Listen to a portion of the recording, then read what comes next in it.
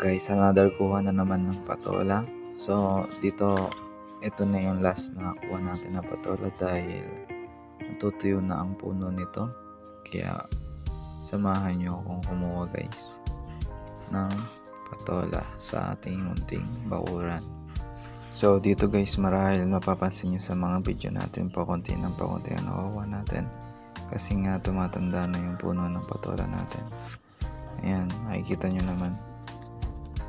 So tatanggalin natin yan kapag matapos na mamunga at magtatanim ulit tayo ng bago kasi yun, kailangan magtanim para mayroong anihin. Kasi sayang naman yung panahon na medyo maulan na di ka na masyadong didilig ng halaman kasi nga umuulan tuwing hapon. At maganda para sa mga halaman na tumubo sa panahon na to.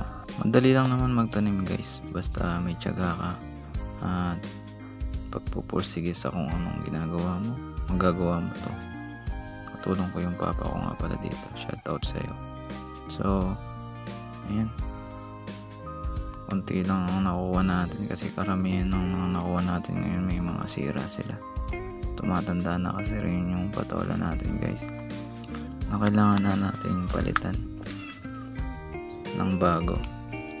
Siguro magtatanim kami dito upo o at patola din na. Kayo guys, baka may suggestion kayo o ano, comment down below. So anong magandang tanim dito sa ating bakuran, gaya yan. So yan, hanggang dito na lang.